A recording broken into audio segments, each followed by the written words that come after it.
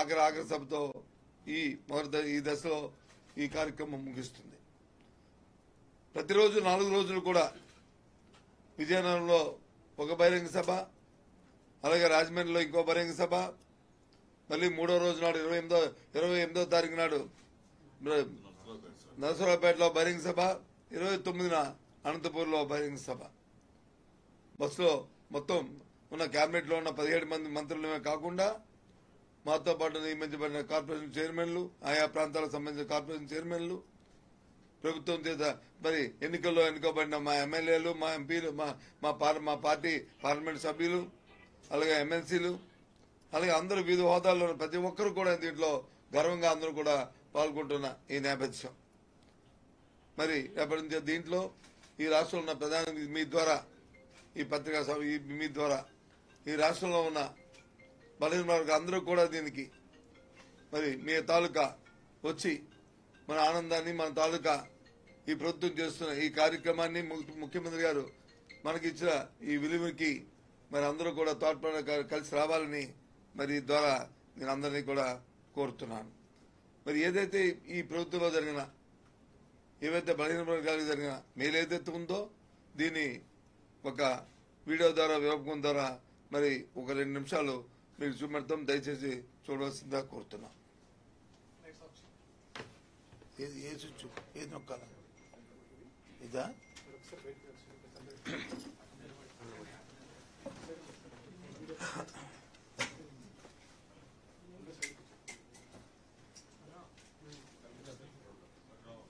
ఓకేనా ఓకేనా bus photographer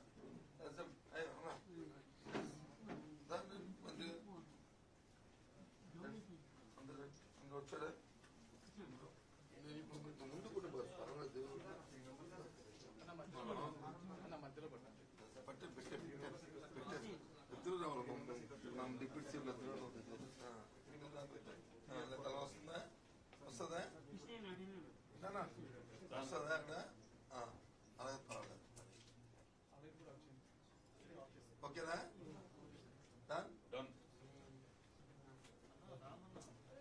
వస్తుంది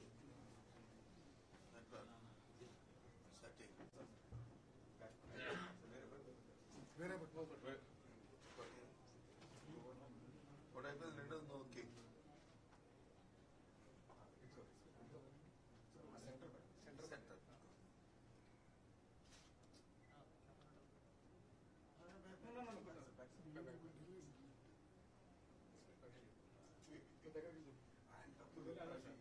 సెంటర్ ఆచరణ చెప్పాను. జస్ట్ అట్లా ప్రెస్ చేసి ఒకసారి ప్రెస్ చేసి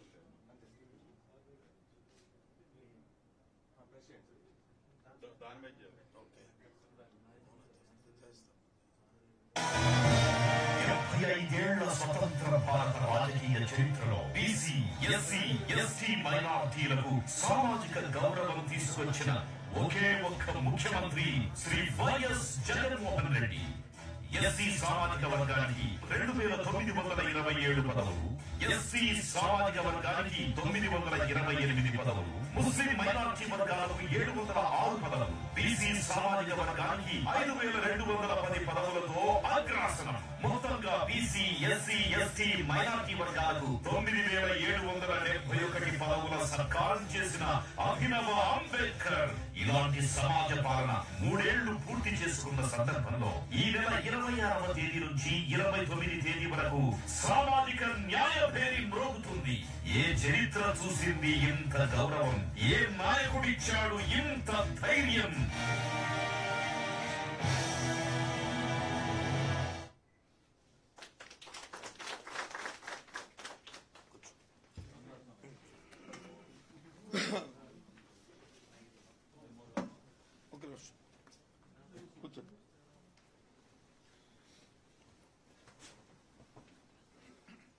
ఇప్పుడు మనం చూస్తాం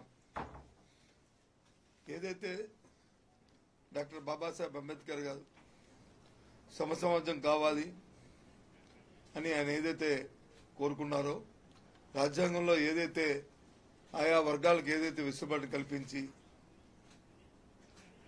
వాళ్ళందరికీ చేయూతనివ్వాలని ఆయన తలంచారో, ఆ కార్యక్రమాన్ని ఇవాళ జగన్మోహన్ రెడ్డి గారు సమాజంలో అట్టడుగు వర్గాలుగా ఉన్న వాళ్ళందరికీ కూడా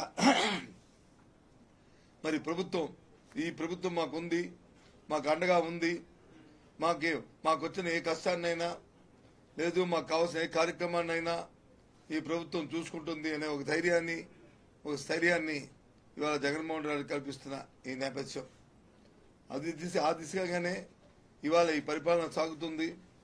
మరి కాబట్టి రాష్ట్రంలో బలహీన వర్గాలు అందరూ కూడా ఇవాళ ధైర్యంతో స్థైర్యంతో ఇవాళ స్వర్గీయ రాజశేఖర రెడ్డి గారు ఉన్నప్పుడు ఏ రకంగా అయితే ఉండేవారో ఏ నమ్మకంతో అయితే ఉండారో అదే స్ఫూర్తితో ఇవాళ ఈ పరిపాలన జరుగుతున్న ఈ పరిపాలనకి మరి మొత్తం బడుగు బలహీన అందరూ కూడా అండగా ఉంటామని చెప్పి ఈ సందర్భంగా కూడా మనం చేస్తున్నాం.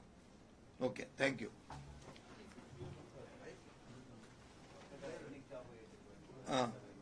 అది కదా మేము లేచిపోతాం, అదే అందరు రావాలి కదా. మీరండి కూర్చో ఇక్కడ మాట్లాడుతారు, బయట మాట్లాడతారు ఎందుకు మాట్లాడతాను. ఈ రూమ్ లో కంప్లీట్ అయిపోయిన తర్వాత అమలాపురం గురించి మాట్లాడతాను.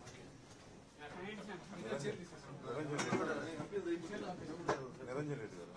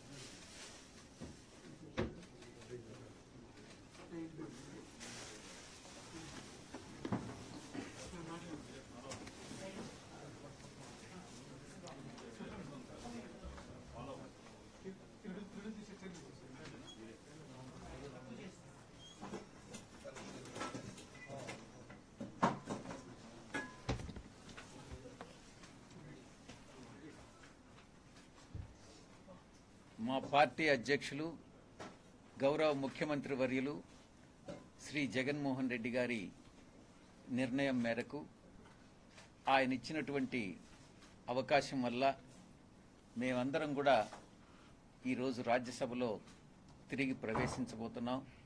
ఈరోజు నామినేషన్స్ వేయడం జరిగింది.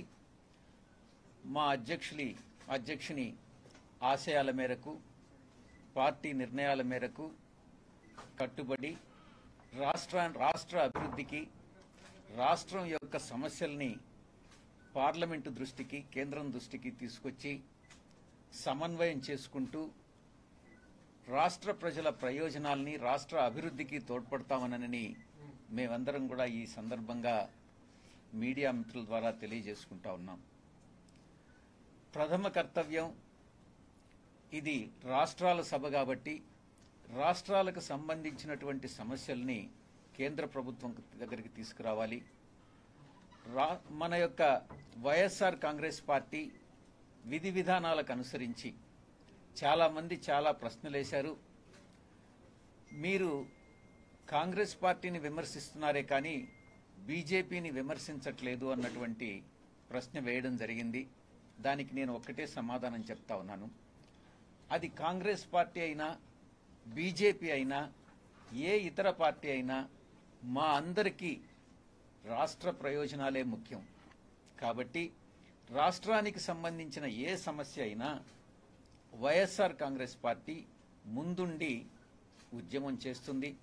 అది ప్రత్యేక హోదా కావచ్చు, ఆ స్టీల్ ఫ్యాక్టరీ ప్రైవేటీకరణ కావచ్చు, ఏ విషయంలోనైనా రాష్ట్ర ప్రయోజనాలను దెబ్బతీసే విధంగా కేంద్ర ప్రభుత్వం వ్యవహరించినా, అది ఇంకా ఏ ఇతర పార్టీ వ్యవహరించినా దాన్ని వ్యతిరేకిస్తామన్నటువంటి విషయాన్ని మీకు ఈ సందర్భంగా తెలియజేసుకుంటాం.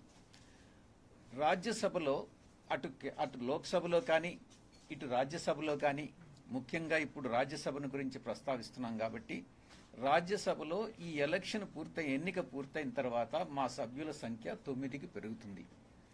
ఈ 9 మందిలో 5 మంది బీసీ వర్గానికి చెందిన వాళ్ళు ఉంటారు, 4 మిగతా నాన్ బీసీస్ ఉంటారు.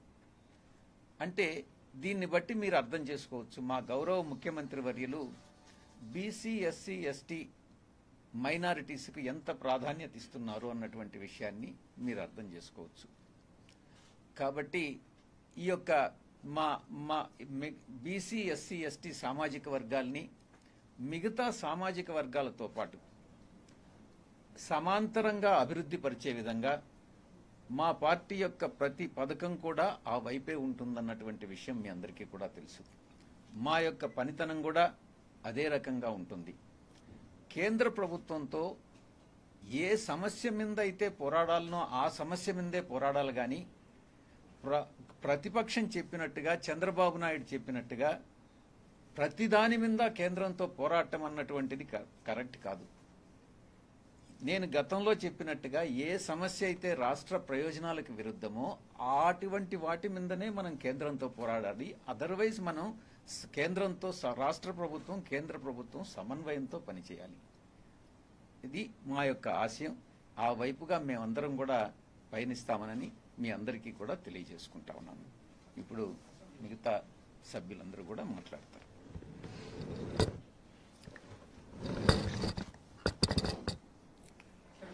రాష్ట్రపతి ఎలక్షన్ జరుపుతాం, మన రాష్ట్ర ప్రయోజనాలను దృష్టిలో పెట్టుకోండి ఆ డిమాండ్లన్నీ పూర్తి చేస్తేనే మద్దతు ఇస్తామని బీజేపీకి అనమేరు. రాష్ట్రపతి ఎన్నికల్లో వైఎస్ఆర్ కాంగ్రెస్ పార్టీ యొక్క సపోర్ట్ అన్నటువంటిది చాలా అవసరం కేంద్ర ప్రభుత్వానికి, బీజేపీకి ముఖ్యంగా. మొత్తం బీజేపీ ఒక 4% ఓట్స్ షార్టేజ్ ఉంది. మనకు వైఎస్ఆర్ కాంగ్రెస్ పార్టీకి 4% ఓట్స్ ఉన్నాయి. తప్పకుండా మా యొక్క గౌరవ ముఖ్యమంత్రి వర్యులు దేశ ప్రయోజనాల్ని, రాష్ట్ర ప్రయోజనాల్ని దృష్టిలో పెట్టుకుని ఒకవేళ బీజేపీ కానీ కేంద్ర ప్రభుత్వం కానీ మనల్ని సంప్రదించకుండా వాళ్ళ నిర్ణయం తీసుకునే పని అయితే మనం ఏం చెప్పలేం. కానీ ఎందుకనంటే మిగతా పక్షాలు కూడా వాళ్ళకి సపోర్ట్ చేసేదానికి సిద్ధంగా ఉన్నాయి.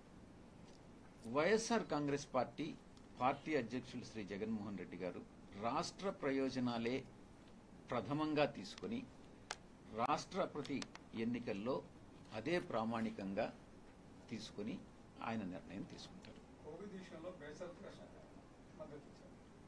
ఇప్పుడు అదే జరుగుతుంది. 5 సంవత్సరాల కిందటి నాటి మాట. రామ్నాథ్ కోవింద్ గారు ఎస్సీ కాబట్టి ఎస్సీ సామాజిక వర్గాన్ని మనం ఎంకరేజ్ చేయాలి అన్నటువంటి ఉద్దేశంతో ఆ రోజు ఆ నిర్ణయం తీసుకోబడింది. సార్, ఇప్పుడు విపక్షాలన్నీ కూడా కలిపి కాంగ్రెస్ అభ్యర్థిని పెడితే దాన్ని పరిశీలించే అవకాశం ఉంటుందా మద్దతు ఇవ్వడానికి? లేకపోతే ఎన్డీఏ లేదా బీజేపీకి సంబంధించిన అభ్యర్థి వైపు ఎక్కువగా టిల్ట్ అయ్యే అవకాశం ఉంటుందా వైసీపీ? అభ్యర్థిని బట్టి నాకు తెలిసినంత వరకు మా అధ్యక్షుల వారు కూడా చెప్పినట్లుగా బీజేపీ మిగతా రాజకీయ పార్టీలతో కూడా సంప్రదింపులు జరిపి వీలైనంత వరకు ఒక కామన్ కన్సెన్సస్ క్యాండిడేట్ ని పెడతారని అందరూ అనుకుంటున్నారు. దానికి భిన్నంగా వాళ్ళు వ్యవహరించినట్లయితే ఆ రోజు మనం దాన్ని నిర్ణయించవచ్చు.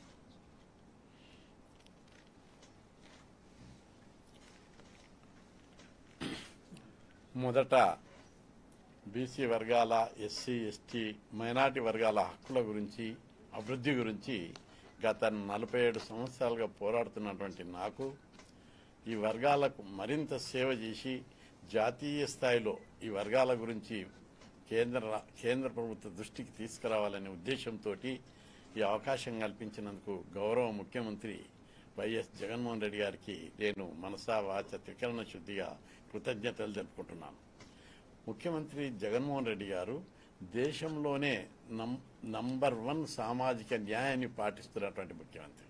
అంతేకాదు గతంలో పరిపాలించినటువంటి మంత్రులు, కేంద్ర మంత్రులు, కేంద్ర ప్రభుత్వం కానీ రాష్ట్ర ప్రభుత్వాలు కానీ వాళ్ళందరినీ అధిగమించి దేశ చరిత్రలోనే ముఖ్యమంత్రి జగన్మోహన్ రెడ్డి గారు రికార్డు సృష్టించారు.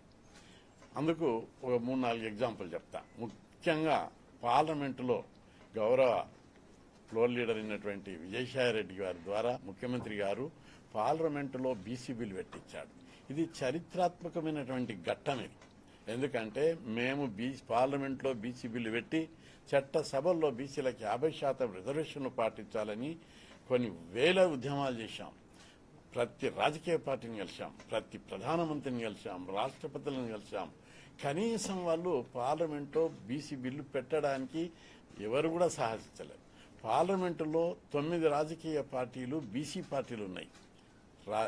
DMK, Anna DMK, TMK, RJD, Samajwadi, Janata Dal U, అదేవిధంగా అప్నాదళ్, బీఎస్పీ.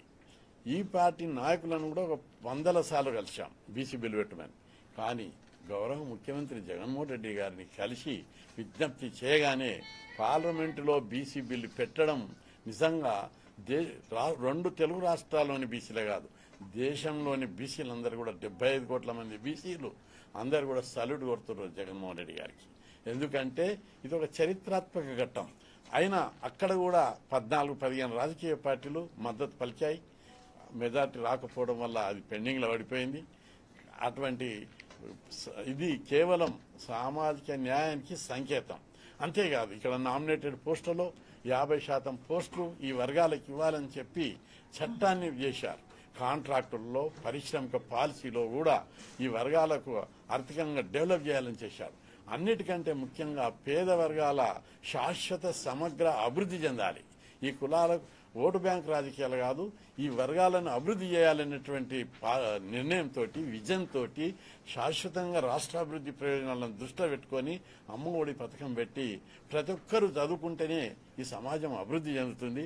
ప్రతి ఒక్కరూ చదువు ద్వారానే ఈ సమాజాన్ని పట్టి పీడిస్తున్న అజ్ఞానము, అమాయకత్వము, దోపిడీ, పీడన, వివచ్చ, అసమానతలు అణచివేతలైనటువంటి ఒక నవ సమాజాన్ని నిర్మించాలన్నటువంటి విజనరీగా, ఓ గొప్ప విజనరీగా ఈ స్కీమ్ పెడితే అన్ని రాష్ట్రాలు కూడా స్టడీ చేస్తున్నాయి. ఎంత ధైర్యం, ఎంత సాహసము, ఎంత అంకిత భావంతో ఈ స్కీములు పెట్టాడు ముఖ్యమంత్రి గారు అని చెప్పి దేశమంతా కూడా ఆశ్చర్యపోయింది. దీని వలన పేద వర్గాలందరూ కూడా చదువుకుంటారు. విద్య ద్వారానే సమాజంలో సమూలమైన మార్పు వస్తుంది, సమగ్రమైన మార్పు వస్తుంది, శాశ్వతమైనటువంటి అభివృద్ధి జరుగుతుంది అనేది చాలా మేధావులు, ప్రొఫెసర్లు, విజ్ఞులందరూ కూడా అభినందిస్తున్నారు ఈరోజు. అంతేకాదు ఆయన మాటలు చెప్పడం లేదు, ప్రతిదీ ప్రాక్టికల్గా ఆచరించి చూపిస్తున్నాం. అందరూ ఓటు బ్యాంకుల కోసం మాటలు చెప్తారు, కానీ గౌరవ ముఖ్యమంత్రి గారు ప్రతిదీ ప్రాక్టికల్గా చూపిస్తున్నారు. అనేక స్కీములు, ఏది ఫుల్ ఫీజు రియంబర్స్మెంట్ కానీ, ప్రతి కాలేజీ విద్యార్థికి 20,000 ఇవ్వడం, ఇవన్నీ చాలా గొప్ప పథకాలు. జపాన్లో గతంలో ఒకసారి అక్కడ ప్రధానమంత్రి విద్య మీద దృష్టి పెట్టినప్పుడు రాజనీతి శాస్త్రవేత్తలందరూ ఈ స్కీమ్ పెట్టొద్దు, ఈ స్కీమ్లని నీవు విద్యకు పెడితే భవిష్యత్తు లోపల ప్రజలు చైతన్యమయ్యి నీకు ఓట్లేరన్నారు. ఆ ప్రధాని ఏమన్నారంటే, నాకు ఓట్లు కాదు, ఈ రాష్ట్రం, ఈ దేశం అభివృద్ధి చెందాలి, ప్రజల్లో పట్టి పీడిస్తున్న అనేక సామాజిక అవలక్షణాలన్నీ తొలగిపోవాలన్నారు. అంత ముందు చూపుతోటి ముఖ్యమంత్రి గారు సమాజమే శ్రేయస్సు, మానవ అభివృద్ధి, మానవ వికాసమే లక్ష్యంగా ఆయన పథకాలు పెట్టి ఎంత ఇబ్బందులు మన తెలంగాణ ఉమ్మడి రాష్ట్రం నుంచి విడిపోయినప్పుడు 15-20 వేల కోట్లు లోడ్ బడ్జెట్, ఇప్పటికీ లోడ్ బడ్జెట్ తోటే నడుస్తుంది. ఇప్పుడు అక్కడ మిగులు బడ్జెట్ ఉంది, ఇక్కడ లోడ్ బడ్జెట్ ఉంది. లోటు బడ్జెట్ ఉన్నప్పటికీ కూడా, ఆదాయ వనరులు తక్కువ ఉన్నప్పటికీ కూడా తనకున్న సర్వశక్తులు దారబోసి రాష్ట్ర అభివృద్ధి కోసం పాటుపడడం నిజంగా దేశమంతా కూడా ఆయన ప్రశంసిస్తున్న ముఖ్యమంత్రి గారిని. పైగా బీసీ, ఎస్సీ, ఎస్టీ ప్రజలందరూ అందరికీ ప్రజాస్వామ్య స్ఫూర్తితోటి, రాజ్యాంగ మౌలిక విధానాలతోటి ఆయన ఏం చేస్తాడంటే రాష్ట్ర సంపదలో, అదేవిధంగా అధికారంలో, విద్యలో, ఇంకా అన్ని రంగాల లోపల ఉద్యోగాల్లో ఎవరి జనాభా ఎంతుంటే వారి జనాభా ప్రకారం మీ వాటా మీరు తీసుకోండి అని చెప్పి అంత బడ్జెట్లో వాటా ఇస్తున్నాడు, సమాజ సంపదల వాటా ఇస్తున్నాడు, విద్యలో వాటా ఇస్తున్నాడు, అధికారంలో కూడా వాటా ఇచ్చి ఈ వర్గాల సర్వతోముఖాభివృద్ధికి, పురోగతికి మౌలికమైన చర్యలు తీసుకోవడం అనేది మన జాతులన్నీ కూడా అర్థం చేసుకోవాల్సినటువంటి అవసరం ఉంది. సెంటిమెంట్లతోటి కానీ, ప్రలోభాలతోటి కానీ, ఇతర వేరే రకాల తోటి మా ఆలోచనలతోటి డైవర్ట్ అయితే మన భవిష్యత్ అంతా కూడా ఈ వర్గాలకు అన్యాయం జరిగే ప్రమాదం ఉంటుంది. ఓ గొప్ప ముఖ్యమంత్రి, విజనరీ ముఖ్యమంత్రి, మనను మనసా వాచ ఈ కులాలకు ఆయనకి రాజకీయంగా ఇబ్బందులున్న లెక్క చేయకుండా ఈ వర్గాలను డెవలప్ చేయడమే నా ధ్యేయం అని చెప్పి అత్యంత ధైర్య సాహసాలతోటి ఈ కార్యక్రమాలను చేపడుతున్నందుకు రాష్ట్ర ప్రజలందరూ కూడా ఆయన యొక్క అభివృద్ధి విధానాలను, ఆయన యొక్క మానవ వికాసానికి చేస్తున్నటువంటి చర్యలను మనం ముక్త కంఠంతో ఎలాంటి షరతులు లేకుండా మద్దతు ఇవ్వాల్సినటువంటి సమయం ఆసన్నమైంది. అందరూ కూడా ఆలోచించాలి. మనం సెంటిమెంట్ తోటి, చిన్న చిన్న ప్రలోభాలతోటి, ప్రయోజనాలతోటి ఎక్కడ దొరికితే అక్కడ పోతే మన పిల్లల భవిష్యత్తు దెబ్బతింటుంది, మన కులాల యొక్క అభివృద్ధి దెబ్బతింటుంది. ఆ విషయాన్ని మౌలికంగా ఆలోచించవలసినటువంటి అవసరం ఈ బీసీ, ఎస్సీ, ఎస్టీ, మైనార్టీ కులాల ఉంది. మనకు మంచి ముఖ్యమంత్రి దొరికాడు, మనకు ఆచరణలు ఇచ్చే ముఖ్యమంత్రి దొరికారు, మనకు ప్రాక్టికల్ మన పిల్లల భవిష్యత్తును దృష్టిలో పెట్టుకున్న ముఖ్యమంత్రి దొరికారు, మన ఆర్థికంగా డెవలప్ చేసేటటువంటి ముఖ్యమంత్రి దొరికారు, గూడు విద్య ఉద్యోగాలు ఇచ్చేటటువంటి ముఖ్యమంత్రి దొరికారు. అంతేకాదు మనిషికి ఆకలి పోరాటమే కాదు, ఆత్మ గౌరవ పోరాటం ముఖ్యమని మన కులాలకు రాజ్యాధికారంలో వాటా ఇచ్చి ఎవరి జనాభా ఎంతుంటే వాళ్ళకు ఆ విధంగా వాటా ఇవ్వాలి అని ఆయన చేసినటువంటి చరిత్రాత్మకమైనటువంటి చర్యలు మొత్తం మానవీయ నాగరిక సమాజం గుర్తించి తప్పనిసరి అన్ని వర్గాలు కూడా హర్షించాలి. ఎందుకంటే ఇది ప్రజాస్వామ్యంలో ఎవరి జనాభా ప్రకారం వాటి ఇచ్చేటటువంటి మొట్టమొదటి ముఖ్యమంత్రి జగన్మోహన్ రెడ్డి గారు. కాబట్టి దేశంలో అనేక మంది బీసీలు, దళితులు ముఖ్యమంత్రులైన రాష్ట్రాలున్నాయి. కానీ వాళ్ళు ధైర్యం చేయలేదు. రాజకీయంగా కొన్ని మౌలికమైన చర్యలు తీసుకోవాలంటే ధైర్యం కావాలి, వాళ్ళు ధైర్యం చేయలేదు. ఈ విధంగా 25 మంది మంత్రుల్లో 17 మంది, అందులో ప్రత్యేకంగా 10 మంది బీసీ మంత్రులను చేయడం అనేది ఇది దేశంలో ఎక్కడా లేనటువంటి ధైర్య సాహసాలతో చేసినటువంటి చర్య. అందుకే ముఖ్యమంత్రికి మనం పూర్తి మద్దతు ఇస్తే మరింత మన అభివృద్ధి, మన పిల్లల భవిష్యత్తు, పిల్లలకు ఉద్యోగాలు వస్తాయి, చదువు వస్తుంది, ఆర్థికంగా డెవలప్ అవుతాం, పేదరికం నిర్మూలన జరుగుతుంది, అన్ని రంగాల్లో మనం ముందుకు పెట్టేటువంటి అవకాశం వస్తుంది. ఆ విధంగా రాష్ట్ర ప్రజలందరూ కూడా హర్షించాలి. ఆచరణలో చూపిస్తున్నారు 10 మంది మంత్రులు 10 మంది ఉంటే తప్పనిసరి ఈ కులాల యొక్క హక్కుల కోసం ఎస్సీ, ఎస్టీ, బీసీ, మైనార్టీ కలిసి 17 మంది మంత్రులు ఇవ్వడం అనేవాడిది నిజంగా అధికారాన్ని పేదల ముంగిట్లో పెట్టాడు, ఆచరణలు చూపిస్తున్నాడని చెప్పి అంతేకాదు అధికారాన్ని, రెండవది విధానాలు ఏమిటిది, అధికారం ఒకటే కాదు, ప్రజలందరూ కూడా ఆ సంపదను పంచిపెట్టి ప్రతి ఒక్కరిని డెవలప్ చేయాలి, విధానాలు ముఖ్యమని చెప్పి ఒకవైపు రాజ్యాధికారంలో వాటా ఇస్తూ ఇంకొక వైపు సంపదలో పేదరికాన్ని, మన పేద కులాల యొక్క పేదరికాన్ని, వాళ్ళ యొక్క అమాయకత్వాన్ని నిర్మూలించడానికి అధికారంలో వాటా, విద్య ఇస్తున్నాడు, పేదరికాన్ని నిర్మూలించడానికి సంపదల వాటా ఇచ్చి మనల్ని అభివృద్ధి చేయడానికి చర్యలు తీసుకుంటారు. కాబట్టి రాష్ట్ర ప్రజలందరూ కూడా, బీసీ, ఎస్సీ, ఎస్టీ, మైనార్టీ ప్రజలందరూ కూడా, అంతేకాదు అగ్ర కులాల్లోని పేదలందరూ కూడా మన గౌరవ ముఖ్యమంత్రి జగన్మోహన్ రెడ్డి గారికి పూర్తి మద్దతు ఇవ్వాలి. పెద్దలు చూపెట్టారు, ఇంకా వివిధ వర్గాల ద్వారా, కరపత్రాల ద్వారా, వీడియో ఛానల్స్ ద్వారా, అన్నిటి ద్వారా మనకు మొత్తం స్కీముల యొక్క వివరాలు తెలుస్తాయి.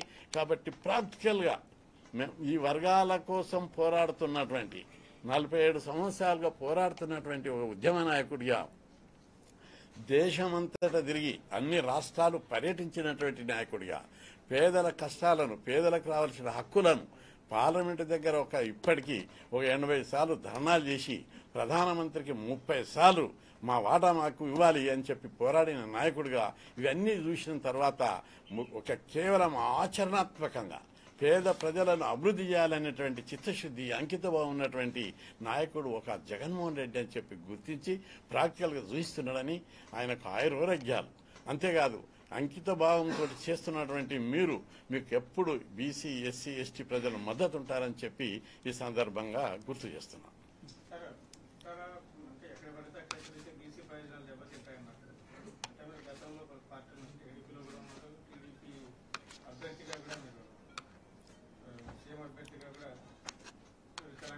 అవును, ఇప్పుడు ఎక్కడికి పడితే అక్కడికి పోతే బీసీ ప్రయోజనాలు దెబ్బతింటాయని క్లియర్ చేశారు.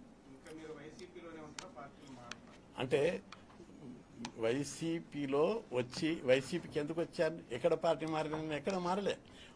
అధికారంలోకి వచ్చిన తర్వాత మీరు ముఖ్యమంత్రి అభ్యర్థిగా టీడీపీకి వచ్చాను. వచ్చిన తర్వాత మా బీసీలందరూ కూడా చాలా సంతోషించారు. తెలంగాణ బీసీలు, ఇక్కడ బీసీలు.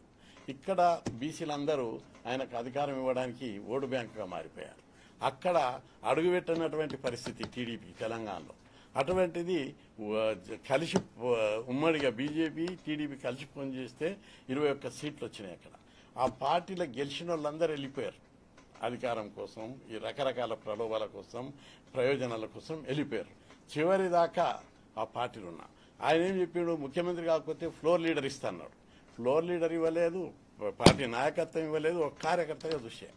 అయినప్పటికీ కూడా నేను చివరి డేట్ దాకా చూస్తే పార్టీ టికెట్ కూడా ఇవ్వలేదు. దీనికి మీరేం సమాధానం చెప్తారు? ఒకటి. రెండవది, నేను 15 మంది గెలిస్తే అందరూ 14 మంది పోయారు, నేను ఒక్కనే ఉన్నా. అంటే పార్టీలో గెలిచి నేను వేరే పార్టీకి పోతే మంత్రిని అవుతుంటే ఇంకా అనేక రకాల ప్రయోజనాలు ఉంటుండే. పోలేదు. నిబద్ధత ఉంది, నాకు అంకితభావం ఉంది, జాతి ప్రయోజనాలు ముఖ్యమైనటువంటి పద్ధతి ఉంది నాకు. ఈ రోజు మనకు కనిపిస్తుంది ఆచరణలో. అక్కడ కూడా ఎన్నో పార్టీలను పార్లమెంట్లో బీసీ బిల్లు పెట్టమన్నా పెట్టలేదు. బీసీ మా టార్గెట్ ఏంటిది? రాజ్యాధికారంలో వాటా, ఎవరి జనాభా ప్రకారం వాళ్ళకి వాటా రావాలి. ఇక్కడ జగన్మోహన్ రెడ్డి గారు ఆచరణ చేసి చూపిస్తున్నాడు. రెండవది, మీరు అన్నట్టుగా ఆ పాయింట్ను పదే చెప్పడంలో ఇప్పుడు ఇదేం ఆట కాదు. ఇది నేను ఒక ఆయుధంగా, ఒక అవకాశాన్ని కల్పించారు జగన్మోహన్ రెడ్డి గారు. కేంద్రంలో పోయి దేశ స్థాయిలో బీసీలకు ఉన్నటువంటి హక్కుల గురించి పోరాడాలి, కేంద్ర ప్రభుత్వ దృష్టికి తీసుకురావాలనేది కదా ఆయన నాకు ఉద్యమ నాయకునికి ఇస్తుందంటే అర్థం ఏంటిది? గౌరవం. అది ఆ గౌరవాన్ని ముఖ్యమంత్రి గారిని మీరు అందరూ ప్రశంసించాలి. ఎవరివ్వరు రాజ్యసభ, ఎవరివ్వరు అట్లా. దానికి రకరకాలుగా అవన్నీ నా నోటితోటి చెప్పేయకుండా మీరు. కానీ ఎట్లిస్తున్నారు అన్ని పార్టీలు, ఎక్కడ వేరే రాష్ట్రాలలో జాతీయ పార్టీలు ఎట్లిస్తున్నాయి, ప్రాంతీయ పార్టీలు ఇస్తున్నాయి. కానీ జగన్మోహన్ రెడ్డి గారు ఒక మామూలు కుటుంబంలో పుట్టి నేను ఈ దేశం కోసం పోరాడుతుంటే, పేద వర్గాల మెజారిటీ ప్రజలకు పోరాడుతుంటే దాన్ని గుర్తించి గౌరవించి ఒక ఆయుధం ఇచ్చాను. బీసీ నాయకులు కొందరు మీరు ఎక్కడ అధికారం అవకాశం ఉంటే అక్కడికి వెళ్తారు, బీసీల ప్రయోజనాలను మీ అవసరాల కోసం పనంగా పెడతారని చెప్పేసి బీసీ నాయకులు మీ మీద విమర్శలు చేశారు, స్టేట్మెంట్ ఇచ్చారు. నా అవకాశాలు బీసీల అభివృద్ధి, ఎస్సీ ఎస్టీ బీసీల అభివృద్ధి నా అవకాశాలు. ఆ కులాల కోసమే నేను ఏదో అలాంటప్పుడు టైంపాస్ రాజకీయాలకు రాలేదు. నేను చదివేటప్పుడు అన్ని డిగ్రీలు యూనివర్సిటీ ర్యాంకులు, LLB university first, LLM gold medal state first, అన్ని గోల్డ్ మెడల్లు స్టేట్ ఫస్ట్ ర్యాంకులు వచ్చాయి. బికామ్లో 3rd ర్యాంక్ యూనివర్సిటీలో, మ్యాథ్స్లో అకౌంటెన్సీలో 100కు 100 మార్కులు వచ్చాయి.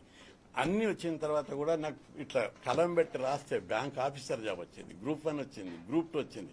అన్నిటినీ రాజీనామా చేసి ఈ పేద వర్గాలు చదువుకోవాలి, ఉద్యోగాలకు రావాలి, అన్ని రంగాల్లో వీరు వాటా వీళ్ళకి రావాలని త్యాగాలు చేసి పోరాడిన చరిత్ర. ఏం ఒట్టిగా కూర్చొని చందాలు వసూలు చేసుకుంటున్నటువంటి సంఘం కాదు.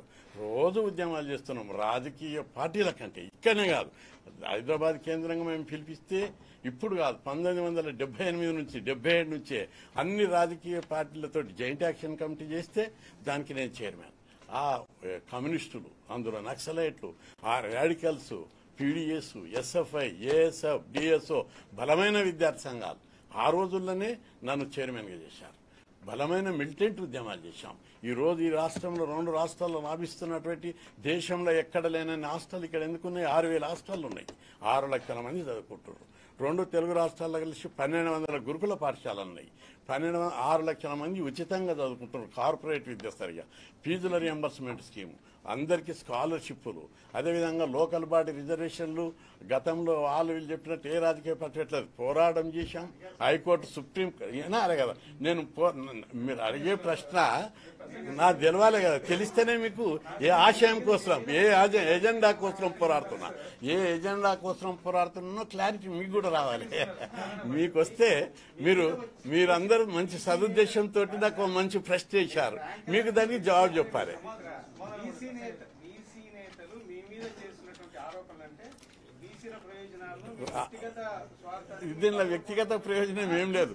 వ్యక్తిగత ప్రయోజనం ఉంటే ఎవరో రాజకీయ పార్టీలు ప్రేరేపించి 4 పైసల చందాలు ఇచ్చి ఆయనను విమర్శించని బురద చల్లితే అది విమర్శ అవుతుందా? మీరు సర్వే చేయండి, ఈ రాష్ట్రంలోనే సర్వే చేయండి. 99% మంది ప్రజలు హర్షిస్తున్నారు. ఎంత ఒక ఉద్యమ నాయకునికి ఇచ్చాడు, మా కోసం పోరాడతాడు, మా అభివృద్ధికి ముఖ్యమంత్రి దృష్టికి ప్లస్ ప్రధానమంత్రి దృష్టికి కూడా మా హక్కుల కోసం పోరాడతారని రాష్ట్రం ఎవరు ఒక నాయకుంది, ఒక సంఘం కాదు కదా. సంఘాలు కూడా చాలా ఉంటాయి, నాయకులు కూడా చాలా ఉంటారు. ప్రజలందరూ ఏమనుకుంటున్నారో మీరు సర్వే చేయండి.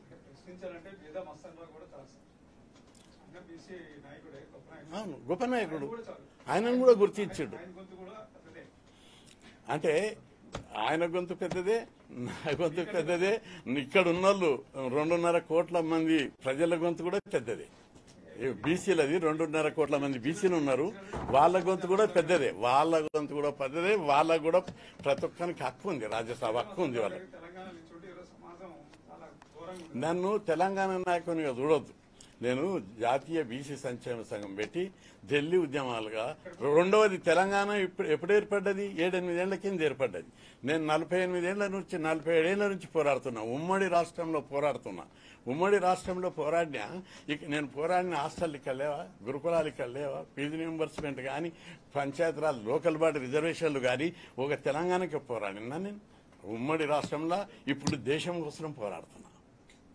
అందుకే కదా ఇక్కడి ప్రజలందరూ కూడా అందరూ హర్షం వ్యక్తం చేస్తున్నారు, నిరాజనం పడుతున్నారు ఇక్కడ ప్రజలందరూ.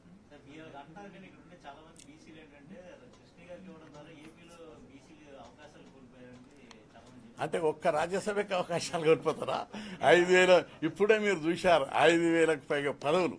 ఏంటిది? ఎంపీటీసీలు ఉన్నాయి, జడ్పీటీసీలు ఉన్నాయి, సర్పంచులు ఉన్నారు, కౌన్సిలర్లు, కార్పొరేటర్లు, కార్పొరేషన్ చైర్మన్లు, మేయర్లు, ఎమ్మెల్యేలు, ఎమ్మెల్సీలు, మంత్రి పదవులు, ఇవన్నీ చాలా 5,000కు పైగా పదవులను బీసీలకు వచ్చాయి. ఒక్క రాజ్యసభ మీరు సర్వే చేయండి, చెప్తారు. మీరు అందరూ సర్వే చేసి దీన్ని నేను పదవి కాదు త్యాగం చేయడానికి, ఆయుధం ఇది. నేను చెప్తాను.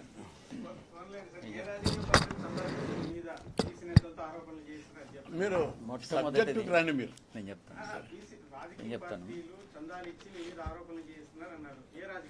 చెప్తాను. మొట్టమొదటిది రాజ్యసభ టికెట్ అన్నటువంటిది ఆంధ్ర రాష్ట్రానికి ప్రాధాన్యత ఇవ్వాలి, కాదనట్లేదు. కానీ కృష్ణయ్య గారి విషయంకి వస్తే, మరి నిరంజన్ రెడ్డి గారి విషయంకి వచ్చిన, ఇక్కడ రాష్ట్ర ప్రభుత్వం, మన రాష్ట్ర గౌరవ ముఖ్యమంత్రి వర్యులు క్యాబినెట్లో 70% బీసీ, ఎస్సీ, ఎస్టీ, మైనారిటీస్కి ఇచ్చారు. మహిళా సాధికారతను దృష్టిలో పెట్టుకుని 50% మహిళలకు ఇస్తున్నారు. ప్రతి దగ్గర కూడా కింద స్థాయి నుంచి పై స్థాయి వరకు మహిళలకి ప్రాధాన్యత ఇస్తున్నారు. గతంలో తీసుకున్నా కూడా రాజ్యసభకి మనం గుజరాత్ నుంచి ఒక ఇండస్ట్రియలిస్ట్ని సెలెక్ట్ చేశాం. అంటే పారిశ్రామిక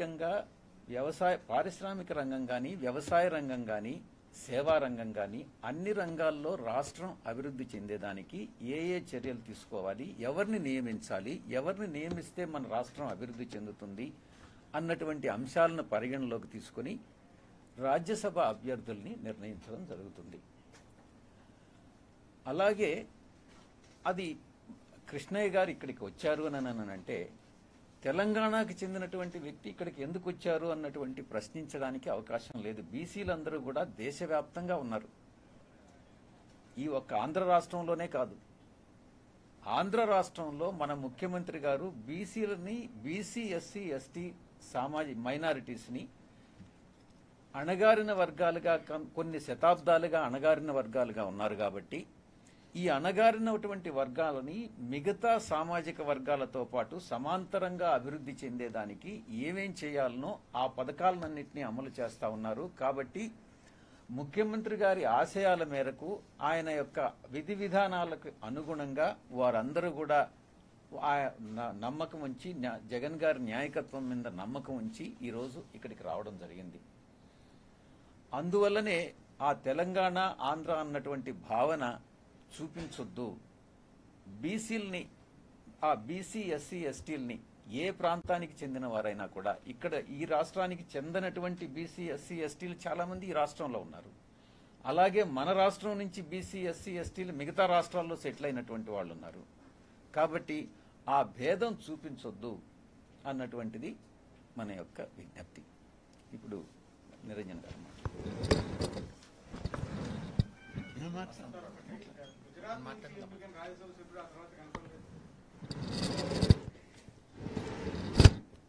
పరిమళ్ నత్వానీ గారు అటు పార్టీకి కానీ బహుశా విజయవాడకి చాలాసార్లు వచ్చారు.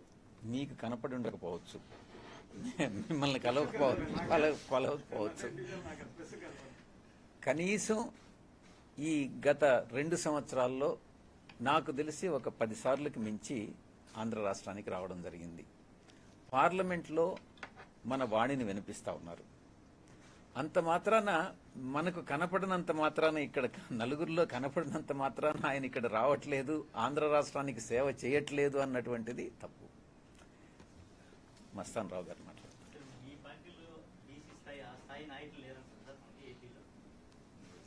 ఇప్పుడు బీసీ స్థాయి నాయకులు ఉన్నారా లేరానని కాదు, జగన్ గారి నాయకత్వానికి మీద నమ్మకం ఉంచి ఇక్కడ ఆయన ఆశయాలకు అనుగుణంగా పనిచేస్తాను అని ముందుకొచ్చి మన పార్టీకి మన రాష్ట్రానికి న్యాయం చేయగలరా లేదా అన్నటువంటిదే ప్రశ్న గాని ఇక్కడ బీసీ నాయకులు లేరా అన్నటువంటిది కాదు ప్రశ్న. బీసీ నాయకులు దేశవ్యాప్తంగా ఉన్నారు, చాలా మంచి నాయకులు కూడా ఉన్నారు. వారందరూ ఇక్కడికి వచ్చి పనిచేసేదానికి సిద్ధంగా ఉండాలి, మన పార్టీ యొక్క ఆశయాలకి అనుగుణంగా పనిచేసేదానికి సిద్ధంగా ఉండాలి. అప్పుడే ఇక్కడ స్థానం దొరుకుతుంది. అందరికీ నమస్కారం. ఈరోజు ఆంధ్ర రాష్ట్రం నుంచి రాజ్యసభకి 4 ఖాళీలు ఏర్పడిన సందర్భంలో వైఎస్ఆర్సీపీ పార్టీ గౌరవ అధ్యక్షులు శ్రీ జగన్మోహన్ రెడ్డి గారు, మన రాష్ట్ర ముఖ్యమంత్రి శ్రీ జగన్మోహన్ రెడ్డి వర్యులు తను ఇచ్చినటువంటి మాట ప్రకారం 50% రాజ్యాధికారంలో వెనుకబడిన తరగతుల వారికి అవకాశం కలగజేస్తానని 2 సంవత్సరాల క్రితం కూడా 4లో 2 బీసీలకి అవకాశం కలగజేయడం, అదేవిధంగా ఇప్పుడు కూడా 2 బీసీలకి 4లో రాజ్యాధికారంలో బీసీ వర్గాలు, ఎస్సీ ఎస్టీ మైనారిటీలు రాజకీయ చైతన్యం, రాజకీయ న్యాయం ఏర్పాటు చేయడానికి కోసంగా, కలగజేయడం కోసంగా ఆయన మాట నిలబెట్టుకున్నటువంటి సందర్భంలో ఈ రాష్ట్రంలో ఉన్నటువంటి వెనుకబడిన తరగతుల వారు, మైనారిటీలు, బీసీలు, ఎస్సీ ఎస్టీలు అందరూ కూడా నీరాజనాలు అర్పించేటువంటి ఒక సందర్భం ఈరోజు ఒక శుభ పరిణామం. గతంలో ఎప్పుడూ జరగలేదు. బీసీలకి ఇంతమంది ఇన్ని సంవత్సరాలుగా తెలుగు రాష్ట్రాల్లో, ఒక ఆంధ్ర రాష్ట్రంలో కూడా తెలుగు రాష్ట్రాల్లో ఎక్కడ కూడా అవకాశం రాజ్యసభలో, పెద్దల సభలో రానటువంటి సందర్భంలో, అందులో ప్రత్యేకంగా యాదవ బీసీ సామాజిక వర్గం, నేను యాదవ బీసీ సామాజిక వర్గం సంబంధించినటువంటి వాడిని, 56 సంవత్సరాలు ఎప్పుడు అవకాశం రాలేదు. అటువంటిది ఈరోజు ఈ రాజకీయ చైతన్యంలో భాగంగా, రాజకీయ న్యాయ బేరీలో భాగంగా ఈరోజు గౌరవ ముఖ్యమంత్రుడు శ్రీ జగన్మోహన్ రెడ్డి గారు మాకు అవకాశం కలగజేయడం రాష్ట్ర ప్రయోజనాలని ఆయన ఆశించిన విధంగా గౌరవ ముఖ్యమంత్రి గారి యొక్క సూచనల మేరకు, సలహాల మేరకు, పార్టీ ఆదేశాల మేరకు మా parliament party floor leader Shri Vijayasai Reddy గారు ఆయన ఎంతో నాయకత్వానికి గౌరవించి ఆయన పోరాడుతూ ఉన్నారు. విభజన బిల్లులో జరిగినటువంటి అన్యాయాల్ని కూడా వాటికి తగిన న్యాయం రాష్ట్రాన్ని కలగజేయడానికి కోసంగా కూడా పోరాడే సందర్భంలో ఆయనకి గౌరవ ముఖ్యమంత్రి గారి ఆదేశాల మేరకు మేమందరూ కూడా పాటిస్తూ పార్లమెంట్లో మన రాష్ట్రానికి మా వంతు పోరాడతామని తెలియజేసుకుంటూ ఈరోజు రాష్ట్రంలో ప్రతిపక్ష పార్టీలు ఏ విధంగా ఉన్నాయంటే గత 3 సంవత్సరాల్లో మన గౌరవ ముఖ్యమంత్రి వర్యులు ఇంత కరోనా కాలంలో ఆర్థిక వనరులు ఇబ్బంది అయినా అనుకున్న రీతిలో కేంద్రం నుంచి నిధులు రాకపోయినా 1,46,000 కోట్ల రూపాయలు సంక్షేమ పథకాలకి ఖర్చు పెట్టినటువంటి ప్రభుత్వం ఏదన్నా ఉందంటే ఇన్ని విభజన ఇబ్బందులు పడతా కూడా అది శ్రీ జగన్మోహన్ రెడ్డి గారు గౌరవ ముఖ్యమంత్రి గారి నాయకత్వంలో ఈ ఆంధ్ర రాష్ట్రంలో అమలవుతున్నటువంటిది మన అందరం కూడా ఇక్కడ గమనించాలి. ఈరోజు చూశారు స్లైడ్లో కూడా 9,771 పదవులు ఈరోజు బీసీలకి, ఎస్సీ, ఎస్టీ, మైనారిటీలకి, దాంట్లో బీసీలకు ఇచ్చే వాటిలో కూడా 50% మహిళా సాధికారికత్వం కూడా ఈరోజు ఇవ్వడం అనేది గొప్ప రాజకీయ చైతన్యానికి ఇది ఒక పెద్ద ఒక పునాది అని చెప్పి తెలియజేసుకుంటూ, అదేవిధంగా ఈరోజు మనం చూస్తే విద్య ఆర్ కృష్ణ అన్నగారు కూడా చెప్పారు, విద్యకి పెద్దపీట వేస్తే ఒక అవగాహన వాళ్ళ యొక్క సామాజిక వర్గాలకు వాళ్ళ సేవ చేసుకునేటువంటి అవకాశం ఉంటుందని చెప్పి విద్యకి పెద్దపీట వేయడం. అదేవిధంగా మన ఆరోగ్యరీత్యా కూడా కరోనాలో 3 సంవత్సరాల నుంచి ఇబ్బంది పడుతున్న 2 సంవత్సరాలు పైబడి ఈరోజు సరైనటువంటి పటిష్టమైనటువంటి మనకు ఒక ప్రణాళిక ద్వారా మన రాష్ట్రంలో ఎవరికి కూడా ఎక్కువ ఇబ్బందులు జరగకుండా కూడా కాపాడినటువంటి మన విద్యాపరంగా, వైద్యపరంగా కూడా ఎన్నో కార్యక్రమాలు మన గౌరవ ముఖ్యమంత్రి వారి యొక్క ప్రభుత్వంలో జరిగి మన అందరం కూడా ఇక్కడ గమనించాలి. అదేవిధంగా ఈరోజు మనం చూస్తే ఇప్పుడు ఎస్సీ, ఎస్టీలు కానీ బీసీలకి అందరూ కూడా 25 మందిలో 17 మందికి 70% వరకు కేబినెట్లో అవకాశం కలగజేయడం కానీ, అదేవిధంగా ప్రతి దాంట్లో స్థానిక సంస్థల్లో కానీ, అదేవిధంగా ప్రతి అంటే నామినేటెడ్ పదవుల్లో కానీ అవకాశాలు ఇచ్చినటువంటి ప్రభుత్వం ఏదన్నా ఇంత పెద్ద ఎత్తున ఎంతమంది ఇస్తారు, నామకే వస్తే ఇవ్వడం కాదు, ఒక పట్టుదలతో ఆ వర్గాలకి రాజకీయ చైతన్యం తీసుకొచ్చి వాళ్ళకి ఆర్థిక పరంగా పరిపుష్టులు చేస్తే వాళ్ళ భావితరాలందరూ కూడా బాగుంటాయని చెప్పి ఒక మంచి మనసుతో ఈ రాష్ట్రంలో ఎక్కడ లేని విధంగా ఒక మార్పుకి శ్రీకారం చుట్టినటువంటి గౌరవ ముఖ్యమంత్రి ఎవరన్నా ఉన్నారు అంటే ఈ దేశంలో అది శ్రీ జగన్మోహన్ రెడ్డి గారు. ఆయన తండ్రి డాక్టర్ వైఎస్ రాజశేఖర గారు దివంగత ముఖ్యమంత్రి గారు ఆయన వేసినటువంటి బాటలో ఈరోజు అంతకంటే తండ్రిని మించిన తనయుడిగా ఈరోజు జగన్మోహన్ రెడ్డి గారు అంటే ఇప్పుడు ఎట్టంటారంటే మామూలుగా రాజశేఖర రెడ్డి గారి తనయుడిగా జగన్మోహన్ రెడ్డి గారు కాకుండా జగన్మోహన్ రెడ్డి గారి ఈ తండ్రి ఎవరంటే రాజశేఖర రెడ్డి అనేటువంటి ఒక రాజకీయ ఒక చైతన్యం ఆయన ఈ సమాజం పట్ల చేస్తున్నటువంటి దాంట్లో ఒక భాగంగా తెలియజేసుకుంటూ ఈరోజు గౌరవ ముఖ్యమంత్రి వర్యులు నాకు ఒక బీసీ వర్గానికి చెందినటువంటి గత చరిత్రలో ఎప్పుడు లేని విధంగా ఒక యాదవ బీసీ సామాజిక వర్గానికి అందులో ఇద్దరికి ఏర్పాటు చేయడం చాలా గొప్ప విప్లవాత్మకమైనటువంటి రాజకీయ చైతన్యం అని చెప్పి నేను తెలియజేసుకుంటూ ఈ అవకాశాన్ని కలగజేసినటువంటి వైఎస్ఆర్సీపీ పార్టీ నాయకులందరికీ, అదేవిధంగా ప్రజాప్రతినిధులు అందరూ ఉన్నారు, వాళ్ళందరూ కూడా ఈరోజు పేరు పేరున వాళ్ళకి అందరూ కూడా కృతజ్ఞతలు తెలియజేసుకుంటూ మీడియా, ప్రెస్ మీడియా వారికి, ప్రింట్ మీడియా, ఎలక్ట్రానిక్ మీడియా వారికి అందరూ కూడా శ్రేయోభిలాషులకు అందరూ పేరు పేరున మరొకసారి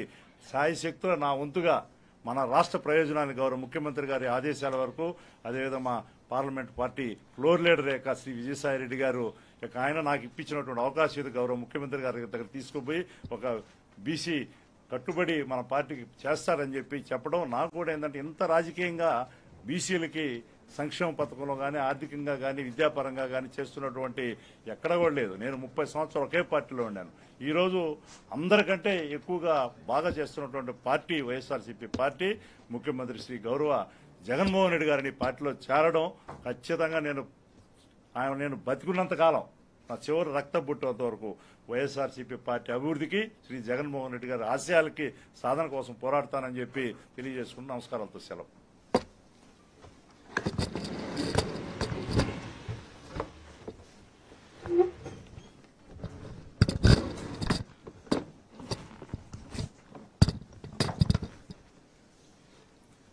అందరికీ నమస్కారం అండి. ముందు నాకు ఈ అవకాశం ఇచ్చిన మా గౌరవనీయులైన ముఖ్యమంత్రి జగన్మోహన్ రెడ్డి గారికి నా ధన్యవాదాలు. ప్రోత్సహించిన విజయసాయి రెడ్డి గారు రాజకీయ పెద్దలు, తనకున్న థ్యాంక్స్. మా తోటి అభ్యర్థులు పెద్దలు, రేపు ముందు మాకు రాజకీయ గురువులు కృష్ణయ్య గారు, మస్తాన్ రావు గారికి కూడా నా అభినందనలు. విజయసాయి రెడ్డి గారు చెప్పినట్టు ఇది ఒక రాజ్యసభకి జరగనున్న ఎలక్షన్. అంటే మన రాష్ట్రానికి సంబంధించిన ఇష్యూస్ సెంట్రల్ గవర్నమెంట్లో కానీ పార్లమెంట్లో కానీ ఏ విధంగా బెస్ట్గా మేము ప్రజెంట్ చేయగలిగితే ఈ రాష్ట్రానికి మేలు చేయగలుగుతాం అన్న తపనతో మమ్మల్ని ఎన్నుకున్న ఈ రోజు మా కార్యాచరణ ఏంటంటే మా ఫ్లోర్ లీడర్ విజయసాయి రెడ్డి గారు ఉన్నారు, మా లీడర్ జగన్మోహన్ రెడ్డి గారు ఉన్నారు. వారు ఏ విధంగా మమ్మల్ని గైడ్ చేస్తే ఆ విధంగా ఈ రాష్ట్రాని కోసం కష్టపడడానికి నేను నా శ్రాయశక్తులా కృషి చేస్తానండి. రెండోది, నన్ను ఎన్నుకోవడానికి ఒక లాయర్గా నాకు కొన్ని ప్రావీణ్యాలు ఉన్నాయి. అంటే ఒక 30 years నేను ప్రాక్టీస్ చేస్తున్నాను, ఇప్పుడు సుప్రీంకోర్టులో చేస్తున్నాను. కాబట్టి ఈ రాష్ట్రానికి కొన్ని ఇంపార్టెంట్ ఇష్యూస్ నేను పార్లమెంట్లో ప్రజెంట్ చేస్తే బాగుంటుంది అని బహుశా ఒక ఆలోచనతో ముఖ్యమంత్రి గారు నాకు ఈ అవకాశాన్ని ఇస్తున్నారు. నాకు వీలైనంత నేను కష్టపడి సిన్సియారిటీతో ఈ రాష్ట్రానికి సేవ చేస్తానని మీ అందరు చెప్తున్నాను. ఇంకా ఫస్ట్ టైం మాట్లాడుతున్నాను కాబట్టి నేను ఎక్కువ మాట్లాడదలుచుకోలేదు. మీ అందరి సహాయం కోరుతాను. నాకు వీలైనంత నేను కష్టపడి పనిచేస్తాను. Thank you.